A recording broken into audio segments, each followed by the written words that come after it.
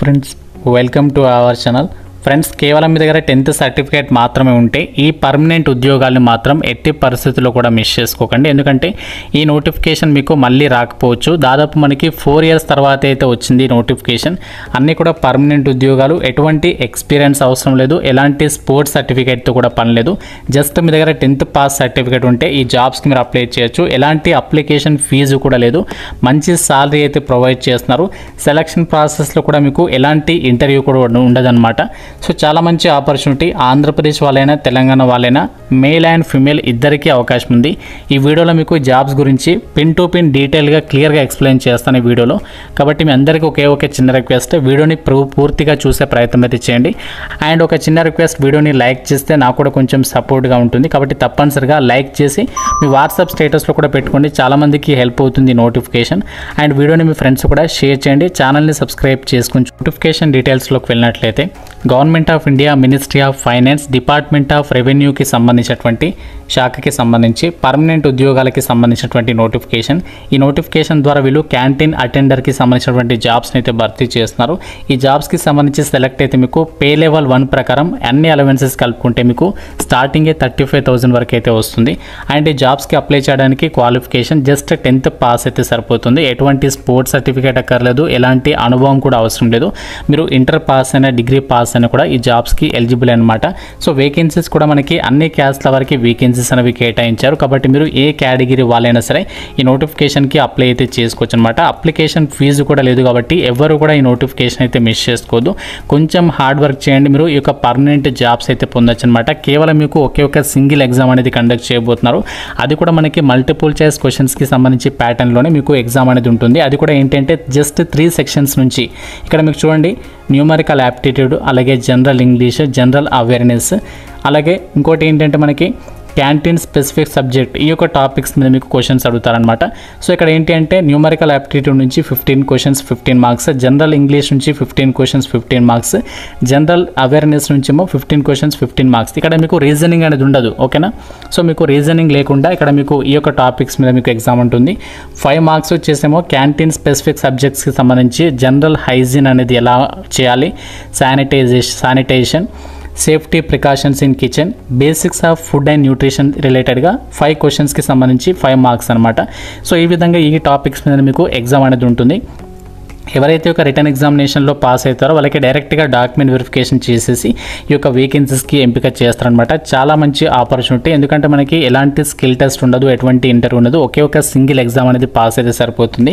And examination language వచ్చేసి మీకు English లాంగ్వేజ్లోనే conduct చేస్తారు.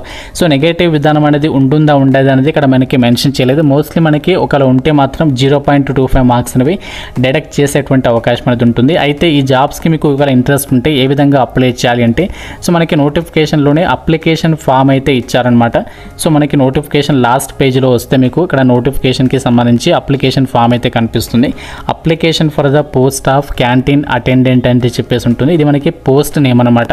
ఇక్కడ మీరు ఏం చేయాలంటే, మీరు రీసెంట్గా దేనిటువంటి ఈ పేజ్ అనేది మీరు ప్రింట్అవుట్ తీసుకోవాలి. సో మీ దగ్గరలో ఉన్నటువంటి నెట్ సెంటర్కి కానీ మీ సేవకి వెళ్ళి కానీ ఈ పేజ్ ప్రింట్అవుట్ తీసుకొని ఇక్కడ మీరు ఒక పాస్పోర్ట్ సైజ్ ఫోటోగ్రాఫ్ అనేది అతికించేసి దాని మీద మీరు సిగ్నేచర్ అనేది పెట్టాల్సి ఉంటుంది అనమాట. సో మనము అప్లికేషన్స్ పంపాల్సినటువంటి అడ్రస్ కూడా వాళ్ళు ఇక్కడ ఇచ్చారు, 2 అడ్రస్. దానికి మనము పోస్ట్ ద్వారా అయితే అప్లికేషన్ పంపించాలి. సో చాలా సింపుల్గానే ఉంది అప్లికేషన్ ఫామ్ ఫిల్ చేయడం అయితే. ఇక్కడ ఫస్ట్ ఏంటి అంటే మీ యొక్క నేమ్ అనేది క్యాపిటల్ లెటర్లో రాయాలి. తర్వాత father name, mother name, date of birth, educational qualification ఏంటి, మీ యొక్క క్వాలిఫికేషన్ 10th అయితే 10th. సో ఆ విధంగా తర్వాత మీరు ఎంతవరకు చదువుకున్నారు, 10th అయితే ఫస్ట్ 10th డీటెయిల్స్ ఇవ్వండి. ఇంటర్ చదివితే ఇంటర్ డీటెయిల్స్, తర్వాత డిగ్రీ చదివితే అవి అవసరం లేదు, జస్ట్ 10th ఇంటర్ డీటెయిల్స్ ఇస్తే సరిపోతుంది. ఓన్లీ మీరు 10th చదివితే 10th డీటెయిల్స్ ఇస్తే సరిపోతుంది అనమాట. తర్వాత caste, address, nationality, Aadhaar, pan ఇవన్నీ కూడా మీరు ఇక్కడ రాసేసి, సో ఫైనల్గా ఏంటి అంటే ఇక్కడ మీరు సిగ్నేచర్ అనేది పెట్టాలి ఈ ప్లేస్లో. తర్వాత ప్లేస్ నేమ్ అంటే ఇక్కడ ప్లేస్ నేమ్ అనేది రాయండి, ఎక్కడి నుంచి అప్లై చేస్తున్నారు, తర్వాత డేట్. సో ఇవన్నీ కూడా అప్లికేషన్ ఫామ్లో చక్కగా రాసేసిన తర్వాత సో మీరు అప్లికేషన్ ఫామ్కి ఏమేమి డాక్యుమెంట్స్ని అటాచ్ చేయాలో క్లియర్గా చెప్తాను. సో మీరు అప్లికేషన్ ఫామ్కి ఏంటి అంటే మీ యొక్క ఎడ్యుకేషనల్ క్వాలిఫికేషన్కి సంబంధించి సర్టిఫికేట్స్ అన్ని కూడా జిరాక్స్ తీసుకోండి. 10th మెమో సరిపోతుంది. సో ఇక్కడ హయ్యర్ క్వాలిఫికేషన్ ఉంటే అవి కూడా పెట్టండి, ప్రాబ్లం లేదు. తర్వాత ఏంటంటే క్యాస్ట్ సర్టిఫికేట్ మ్యాండేటరీ, తర్వాత ఆధార్ కార్డు, అండ్ నెక్స్ట్ ఏంటి అంటే మీ యొక్క ఇంకా ఏదైనా ఎక్స్పీరియన్స్ ఉన్నా అవి కూడా ఉంటే పెట్టేసేయండి. సో క్యాస్ట్ ఇవన్నీ కూడా మీరు అప్లికేషన్ ఫామ్కి అయితే అటాచ్ చేసేసి మనం అప్లికేషన్స్ వచ్చేసి ఇక్కడ ఇచ్చినటువంటి అడ్రస్కి అయితే పంపించాలి. ఈ రోజు మనకి అఫీషియల్గా ఎంప్లాయ్మెంట్ న్యూస్ పేపర్లో అయితే నోటిఫికేషన్ వచ్చింది. ఆ యొక్క డేట్ నుంచి మనకి 30 డేస్ అంటే మనకి ఎగ్జాక్ట్లీగా November 16th వరకు టైం అనేది ఇచ్చారనమాట. సో November 16th వరకు కూడా ఈ రిక్రూట్మెంట్కి సంబంధించి మీరు అప్లై చేసుకోవడానికి ఛాన్స్ అనేది ఉంటుంది.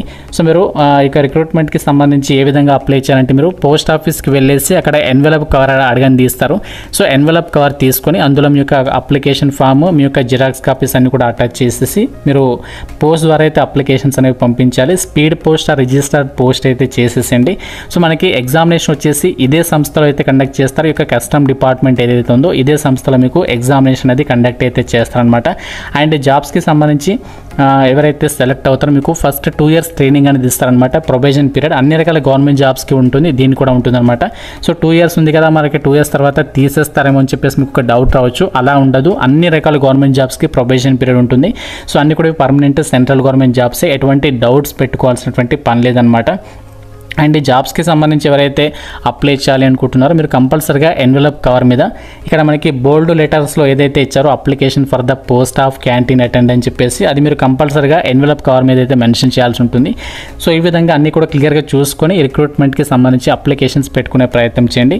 మనకి వేకెన్సీస్ అనేవి 22 వేకెన్సీస్ ఉన్నాయి. అన్ని క్యాస్ట్ల వరకు ఉన్నాయి. General, OBC, SC, ST, EWS అన్ని క్యాస్ట్ల వరకు వేకెన్సీస్ కేటాయించారు కాబట్టి సో ఎవరైనా సరే ఎలిజిబుల్ అనమాట. ఏజ్ లిమిట్ కూడా పర్వాలేదు, మినిమం 18 నుంచి 25 years వరకు జనరల్ ఓసీ వాళ్ళు, ఓబీసీ వాళ్ళు 28, ఎస్సీ ఎస్టీ వాళ్ళు 30, ఈ విధంగా మనకి ఏజ్ లిమిట్ అనేది ఉంటుందన్నమాట. సో మీకు గనక రెవెన్యూ డిపార్ట్మెంట్ ఇలాంటి మంచి ప్రభుత్వ సంస్థలో జాబ్ చేయాలి అని చెప్పేసి ఇంట్రెస్ట్ ఉంటే మాత్రం సో ఈ నోటిఫికేషన్ అయితే మిస్ చేసుకోకండి. ఇంకా మీకు నోటిఫికేషన్ రిలేటెడ్గా లేదంటే అప్లికేషన్ ప్రాసెస్కి సంబంధించి రిలేటెడ్గా ఏదైనా డౌట్ ఉంటే కామెంట్లో అడగండి. అప్లికేషన్ ప్రాసెస్ వీడియో సపరేట్గా చేస్తాను. సో ఎంతమందికి అప్లికేషన్ ప్రాసెస్ వీడియో కావాలి డెఫినెట్గా అయితే లైక్ చేసి కామెంట్లో అయితే తెలపండి. సో ఇది మనకి డిపార్ట్మెంట్ ఆఫ్ రెవెన్యూకి సంబంధించి కస్టమ్స్ డిపార్ట్మెంట్ నుంచి వచ్చినటువంటి నోటిఫికేషన్ డీటెయిల్స్. సో మీకు ఫస్ట్ పోస్టింగ్ వచ్చేసి ముంబైలో ఉంటుంది. తర్వాత మనము ఆల్ ఇండియా ట్రాన్స్ఫర్స్ చేసుకోవచ్చు, ఎందుకంటే ఇవన్నీ కూడా సెంట్రల్ గవర్నమెంట్ జాబ్స్ కాబట్టి. సో ఎవరు కూడా ఈ యొక్క ఆపర్చునిటీ అనేది మిస్ చేసుకోవద్దు. Notification link, application form link అన్ని కూడా ప్రొవైడ్ చేస్తాను మీకు డిస్క్రిప్షన్లో, కామెంట్ సెక్షన్లో, మన వెబ్సైట్లో. సో ఇంకా ఏమైనా డౌట్ ఉంటే కామెంట్ రూపంలో అడగండి. తప్పనిసరిగా లైక్ చేయడం అయితే మర్చిపోవద్దు. అండ్ మీ ఫ్రెండ్స్ కూడా ఈ వీడియోని అయితే షేర్ చేయండి, ఛానల్ని సబ్స్క్రైబ్ చేసుకోండి. Thank you so much guys.